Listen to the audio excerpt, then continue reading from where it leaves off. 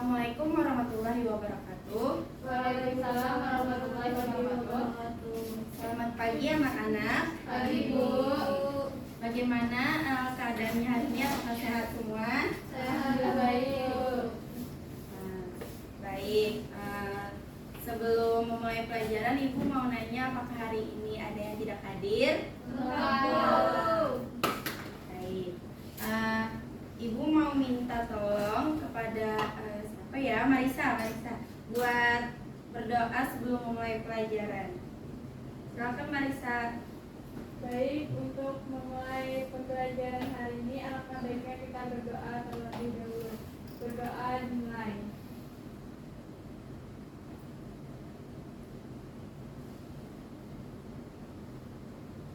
Doa selesai. Jadi hari ini kita akan belajar mengenai otoritas jasa keuangan. Nah, sebelum belajar tentang otoritas jasa keuangan, Ibu mau nanya, minggu kemarin kita sudah belajar mengenai alat pembayaran.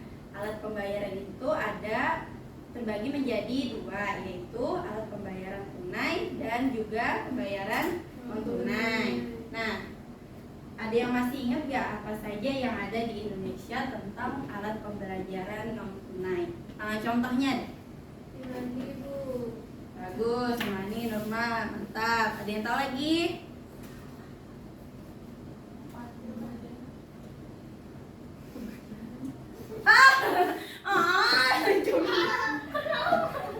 Alat pembelajaran. Iya lah, pada semua alat pembayaran aku menjawab. Alat pembayaran. Dikit aja dikit kira yang kena. Biar aja Junai. Kita soal kan. Nembaknya ke Juni. Ayo. Keluar ikan lain bersini. Ya udah deh. Sampai Mulai taruh muridnya mulai. Ayo tiga. baik, sebelum kita memulai pelajaran tentang otoritas jasa keuangan, minggu kemarin kan kita sudah belajar mengenai alat pembayaran. Alat pembayaran itu kan ada dua macam, yaitu alat pembayaran tunai dan juga non tunai. Nah, Ibu mau nanya, alat pembayaran non tunai yang ada di Indonesia, yang digunakan di Indonesia itu apa saja? Ada yang ingat? Ibu. Bagus, Mani, betul, Norma. Ada yang lain? Amalia? Chris. Benar. Nah, jadi kalian sudah mengerti ya alat pembayaran yang ada di Indonesia. Baik, selanjutnya kita belajar mengenai otoritas jasa keuangan.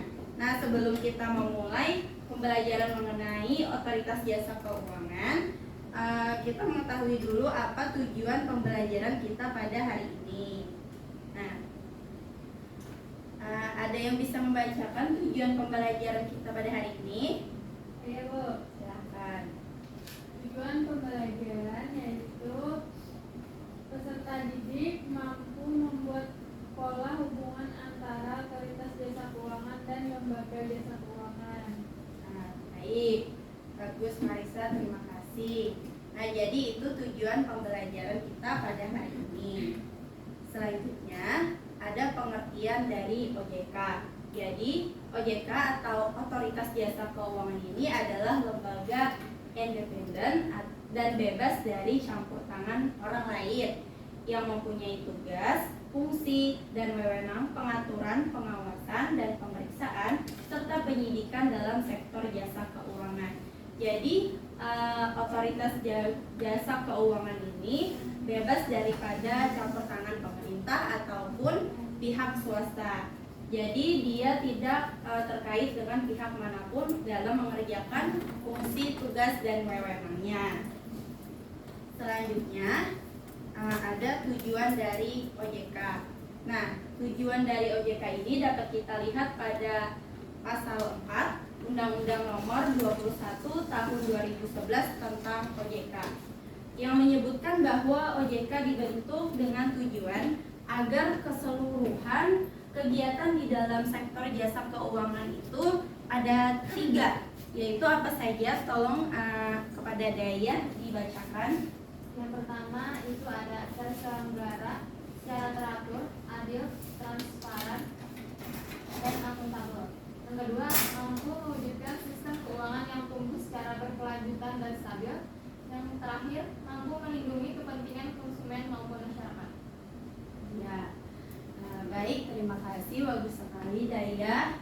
Nah, jadi mampu melindungi kepentingan konsumen maupun masyarakat. Nah, jadi di sini kan marak daripada adanya pinjaman online ataupun investasi bodong yang mana itu dapat menyebabkan kerugian pada masyarakat ataupun konsumen. Jadi OJK itu bertujuan untuk melindungi daripada konsumen dan masyarakat pengguna pinjaman online ataupun investasi yang mana ada di daftar OJK, yang mana ada di situ disebutkan ada pinjaman online ataupun investasi yang terdaftar pada OJK untuk membantu para konsumen dan masyarakat terhindar daripadanya penipuan. Selanjutnya ada visi dan misi. Visi OJK yaitu untuk menjadi lembaga pengawas industri jasa keuangan yang terpercaya, melindungi kepentingan konsumen dan masyarakat, dan mampu mewujudkan industri jasa keuangan menjadi pilar perekonomian nasional yang berdaya saing global serta dapat memajukan kesejahteraan umum. Jadi visi OJK ini menjadi lembaga pengawas industri jasa keuangan. Lalu ada misi OJK, yaitu ada 3 macam. Kita tolong kepada Amalia sebutkan apa saja 3 macam itu. Misi OJK 1. Mewujudkan terselenggaranya seluruh kegiatan di dalam sektor jasa keuangan secara teratur, adil, transparan, dan akuntabel. 2. Mewujudkan sistem keuangan yang tumbuh secara berkelanjutan dan stabil. Serta 3. Melindungi kepentingan konsumen dan masyarakat. Nah, bagus, terima kasih Amalia. Nah, dari materi yang Ibu sampaikan ini, apakah ada yang ingin ditanyakan? Tidak ada, Bu. Baik. Apakah kalian sudah mengerti? Sudah. Baik. Selanjutnya ada fungsi dari OJK. OJK itu berfungsi untuk menyelenggarakan sistem pengaturan dan pengawasan yang terintegrasi terhadap keseluruhan kegiatan di dalam sektor jasa keuangan. Nah, selanjutnya ada tugas dari OJK. Tolong bacakan pada Norma tugas apa saja yang ada pada OJK. Berdasarkan kata undang dari Undang-Undang Nomor 21 Tahun 2011, tugas utama dari OJK adalah melakukan pengaturan dan pengawasan terhadap kegiatan jasa keuangan di sektor perbankan, kegiatan jasa keuangan di sektor pasar modal, dan kegiatan jasa keuangan di sektor perasuransian, dana pensiun, lembaga pembiayaan, dan lembaga jasa keuangan lainnya. Ya, bagus sekali. Jadi, terima kasih Norma untuk sudah membacakan. Nah, jadi tugas utama OJK itu yaitu pengaturan dan pengawasan terhadap sektor perbankan, sektor pasar modal, dan juga sektor jasa keuangan lainnya. Selanjutnya ada wewenang OJK. Jadi wewenang OJK itu sebenarnya ada 2, yaitu tugas pengaturan dan tugas pengawasan. Ini dapat kalian baca, ada banyak tugas pengaturan daripada wewenang OJK. Dapat kalian pahami pada website dari OJK itu sendiri. Nah, ada Ibu jelaskan di sini ada menetapkan peraturan pelaksanaan Undang-Undang OJK.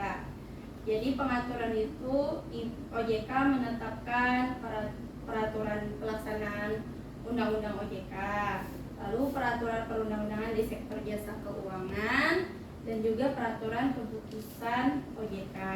Nah, mungkin yang agak asing di sini ada peraturan mengenai tata cara pengelola statuter. Jadi pengelola statuter itu adalah pengelola yang mana dipercayakan oleh OJK untuk mengelola kewenangan OJK. Selanjutnya ada wewenang OJK dalam tugas pengawasan.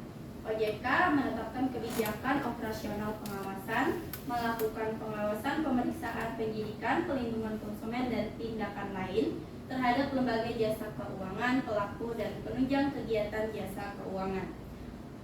Penunjukan dan pengelolaan pengguna statuter, memberikan perintah tertulis kepada lembaga jasa keuangan atau pihak lain, lalu menetapkan sanksi administratif terhadap pelaku pelanggaran peraturan perundang-undangan di sektor jasa keuangan, termasuk wewenang perizinan kepada lembaga jasa keuangan. Nah, itu tadi daripada tugas pengawasan oleh OJK. Ada yang ditanyakan saat ini dari materi yang saat ini? Kalau gitu Ibu yang nanya. Apa tadi tugas pengaturan daripada OJK?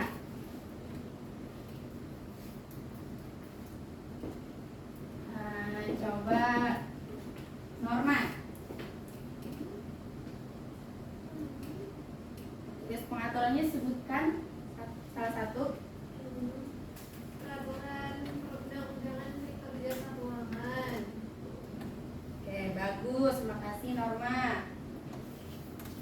Ada lagi yang bisa menyebutkan tugas pengaturan daripada OJK? Peraturan perundang-undangan di sektor jasa keuangan. Ya, bagus. Terima kasih Daya. Selanjutnya, Ibu akan menjelaskan hubungan OJK dengan lembaga keuangan. Jadi lembaga keuangan itu yang seperti kalian sudah pelajari juga ada pada asuransi, bank, pasar modal, leasing, pegadaian, dan lain sebagainya. Jadi di sini Ibu akan menjelaskan hubungan OJK dengan Bank Indonesia. Jadi OJK itu berkoordinasi dengan Bank Indonesia sebagai bank umum untuk membuat peraturan pengawasan di bidang perbankan. Nah, hal tersebut merupakan salah satu contoh bahwa OJK dan juga lembaga jasa keuangan itu harus selalu ada kombinasi untuk mencapai tujuan ataupun satu aturan yang sempurna. Contohnya daripada Bank Indonesia ini untuk membuat tatanan aturan pada perbankan yang lebih sempurna dan lebih diterima daripada dunia perbankan itu sendiri. Baik, selanjutnya Ibu akan membagi tugas kelompok. Ibu akan membagi 2 kelompok, masing-masing terdiri dari 2 orang. Karissa dengan Norma dan Daya dengan Amalia. Jadi Ibu meminta kalian untuk menjelaskan hubungan antara OJK dengan sektor lembaga keuangan. Kalian tuliskan hubungannya daripada OJK dengan sektor lembaga keuangan pada kertas ini. Nah, kelompok Norma dengan Marissa, kalian menjawab tentang hubungan OJK dengan pasar modal, dan Dayah dengan Amalia, kalian menjawab hubungan OJK dengan sektor investasi. Oke, selamat bekerja. Dengan hubungan investasi. Sektor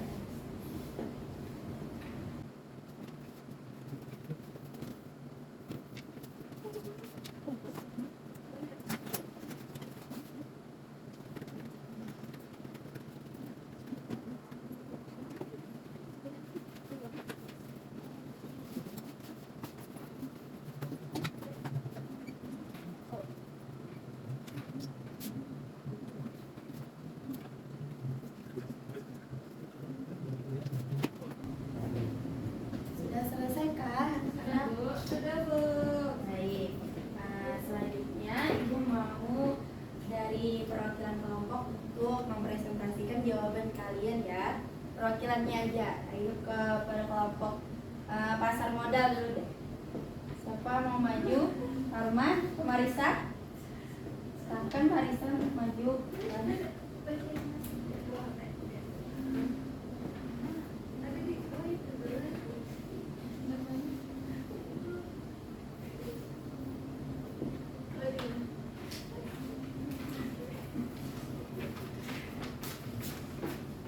Bu, izin menjawab terkait hubungan OJK dengan pasar modal, yaitu yang pertama menyusun peraturan pelaksanaan di bidang pasar modal, yang kedua melaksanakan protokol manajemen krisis pasar modal, yang ketiga menetapkan ketentuan akuntansi di bidang pasar modal, keempat merumuskan standar norma pedoman kriteria dan prosedur di bidang pasar modal, yang keempat melaksanakan analisis pengembangan dan pengawasan pasar modal termasuk pasar modal syariah, dan yang terakhir yaitu melaksanakan penegakan hukum di bidang pasar modal. Baik. Nah, dulu ibu mau nanya dari kelompok investasi, apakah ada tanggapan? Tidak ada, Bu. Baik, silakan duduk Norma. Nah, selanjutnya dari kelompok investasi, ibu silakan untuk mempresentasikan jawabannya.